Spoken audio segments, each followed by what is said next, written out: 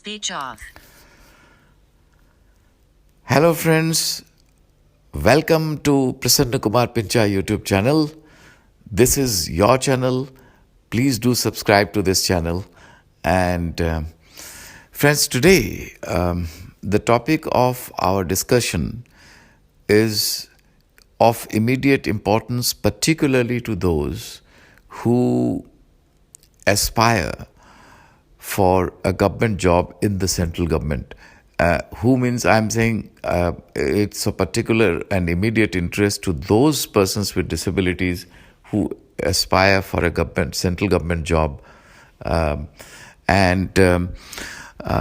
Today I'll be talking about an office memorandum notified by Government of India, Department of Personnel and Training, dated 15th of January 2018.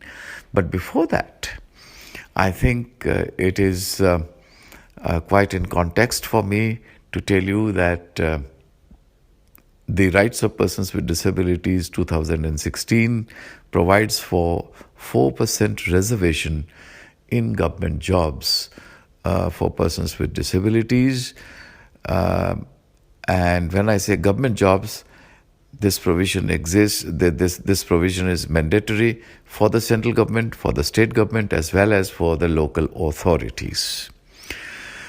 And the breakup of this 4% is that 1% is to go to the blind and the low vision, 1% is to go to persons with deafness and hard of hearing, 1% has to go to persons with locomotor disabilities, cerebral palsy, and acid attack victims, etc., and the remaining 1% has to go to persons with multiple disabilities, intellectual disabilities, mental disabilities like autism, etc.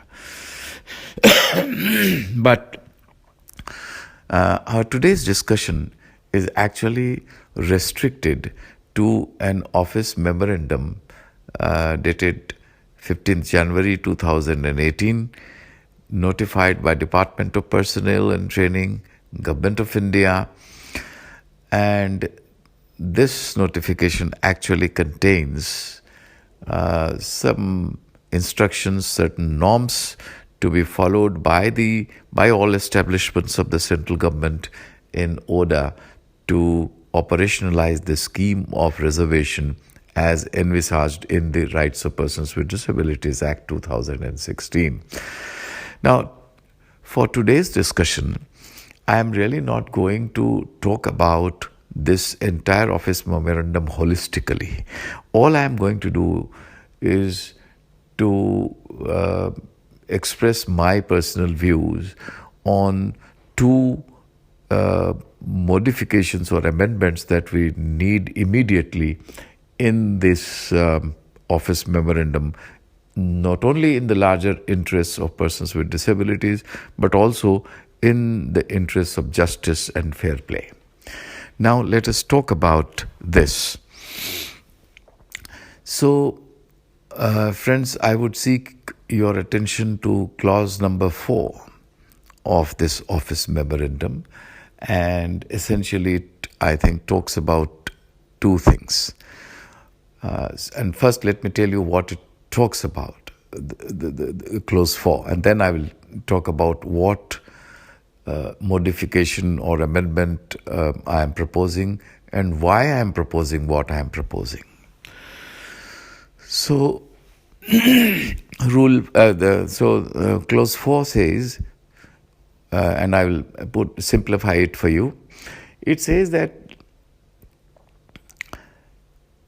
if you are a person with a disability and if you have applied for a job and if you get selected without availing relaxed standards, then you, of course, have every right to get appointed to that post, and that appointment of yours will not be adjusted against the reserved quota, which is which is fair enough. But I'll tell you what modification we want in it. And the second aspect of clause 4 says that if you are a person with a disability and you can still apply for a post which is not reserved for you as a person with a disability, but you can do so only if that post is identified, which means that you can apply and compete for unreserved post which is identified for persons with disabilities. Now here, I feel that we need two modifications or amendments. Now first, let me talk about the first issue that I raised, which is about you as a person with disability competing without availing the benefit of relaxed standards and getting selected and consequently getting appointed and that appointment is not getting adjusted against the reserved post. So that is a fair norm. But then the sting in the tail is elsewhere. What constitutes relaxed standards has not been defined anywhere. And this silence on what constitutes relaxed standard spells out a danger. The danger is that some authorities may mistake alternative arrangements made for persons with disabilities for participating in the appointment process as a relaxed standard. For example, in my view, a person with blindness can avail the facility of a scribe or an amanuensis, which is popularly known as writer, because if he writes in Braille, probably it will be difficult for the examiners to examine. Although nowadays there is a provision that you can write in Braille, but it is not getting implemented, I think, in most of the places. So you have to avail the services of a writer or a scribe. I am using the word writer so that everyone understands it. Actually, it's known as amanuensis or scribe. And then you dictate to him and the person writes the answers that you dictate. Now, this is not relaxed standard. And of course, in most of the places or in many places, this is not considered as a relaxed standard, but it may be considered somewhere, someday, who knows. Then, for example, the extra time that a person with a disability gets. Now, in examination, that also does not form part and should not form part of relaxed standards, because dictating to somebody else or writing through an alternative mode like computer or Braille consumes more time. And writing through computer, though you can write pretty fast, but then there may be technical glitches, technical assistant may not be available immediately. So that extra time, that should not be construed as forming part of relaxed standards. And then relaxation in age, for example. Now, relaxation in age, in my opinion, should not also be a part of relaxed standard, because ordinarily the education of a person with disability begins relatively later in life compared to children without disabilities. So, for example, if a child with a disability starts his education, or he starts going to school from the age of 4 or 5, a child with disability, maybe, particularly in the rural areas, would go to college school at the age, he'll start going to school maybe at the age of 8 or 9, like that. Because there's no awareness. The parents are not aware in many places that children with disabilities can study. So that shouldn't form part of. Yes, what may form part of relaxed standard perhaps is the relaxation in marks. So therefore, And yes, the facility of amanuensis is availed not only by the blind. It can also be availed, for example, by persons who do not have, whose hands are not functional. There are different types of persons with disabilities who may need that. And then you have that option of, taking the exams with the help of the computer, with the help of amanuenses. And at least on paper, you have this provision that you can write in Braille. You can even orally or audio recording, but that I don't think it's getting implemented anywhere so far. More or less. So, so then there should be an amendment which should specify what constitutes alternative arrangements for persons with disabilities for participating in the appointment process, recruitment process, and what actually constitutes relaxed standards. Even this medical test. Now, medical test which is related to the disability, that shouldn't form part of the relaxed standard. And that so therefore, I think it's very necessary that this should be unpacked as to what constitutes relaxed standards and what constitutes alternative arrangements for persons with disabilities for participating in the appointment process, in the recruitment process. I think that's very, very important. And to my mind, all the organizations, especially those organizations who directly represent persons with disabilities, should and who are more into advocacy, should particularly take up this matter with the government emphatically and effectively. And I'm sure the government may accept it or will accept it, depending on our ability to carry conviction with the government. The second issue that I wish to raise is about another provision in the same clause 4, which actually says that yes, you are a person with disability. If you wish, you can also compete against unreserved posts, provided that post is identified for you as a person with disability. Now, I have very serious issues with this proviso. It is all right that I can compete against unreserved post as well. But it is not all right to say that I cannot compete against a post which is not identified for me, for you as a person with disability. In the first place, of course, I have my own views about this provision of identification of jobs of posts for persons with disabilities, and as envisaged in the Rights of Persons with Disabilities Act 2016. Maybe this is an issue which we will take up for treatment in some other video clip.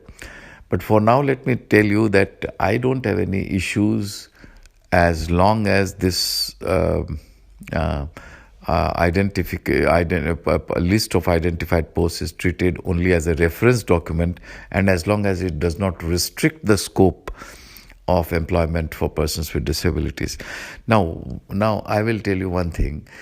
If a post is reserved for persons with disabilities, and if a post is not reserved for persons with disabilities and also not identified, but if I, as a person with a disability, feel that yes, I can perform the tasks of the job as per the job profile, why don't I deserve to be appointed against that post? That's my question. And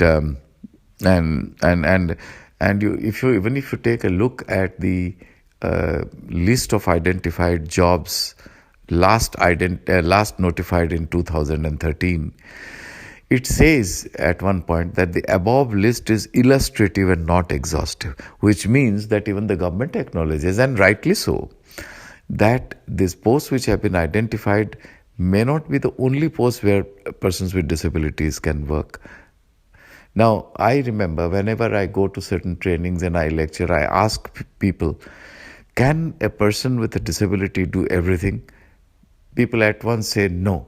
Then I suddenly ask, can a person without disability do everything? Then there is suddenly a silence, and then some of them would smile and say no. So then you are identifying posts only for persons with disabilities. Okay, as a reference, if you want to identify, you identify it, but don't restrict the scope. And therefore, I feel that a person with a disability should have the right to compete even against a post which is neither reserved for them nor identified for them, neither reserved for persons with disabilities nor identified for persons with disabilities, for for the simple reason that if I can convince the selection committee that look, this is how I can perform the tasks appended to this post as per the job profile, and if the selection committee is satisfied, then why should I not be appointed to that post? I must be appointed. I remember one of my colleagues, former colleagues, sometimes tells me, "Sir, I think you are right," because he cites the example of a person who he came across whose hands are not functional at all. I think he doesn't have his hands now. But he could do tailoring so well using his feet. And he told me that ordinarily the tailor's post is not identified for a person who doesn't have hands. But if he gives you a demonstration and he does the tailoring job so well, why shouldn't he be appointed to that post? So I think this is a very important pointer to something, and therefore I feel that these two amendments or modifications must be brought about by the central government, and we must bring pressure to bear upon the government. We should engage with the government, and I hope that we will be able to carry conviction to the government on this issue. This is a very, very important issue. It has implications on our future as persons with disabilities. I hope that all the organizations working in the field of disability, all the organizations of persons with disabilities in particular, and also all the organizations which are working for persons with disabilities would come together on this issue and take up this issue with the central government, so that we have these two amendments. Regarding the appropriateness of the provision which exists in the law with regard to identification of jobs, maybe we'll have a video clip some other day. But for now, I think I have raised these two issues for you to pause and ponder, and I do believe, it is my considered opinion, that these two issues should be taken up with the appropriate authorities in the central government. So have a great time and keep smiling. And if you like this video, please do subscribe to this channel. Thank you for now.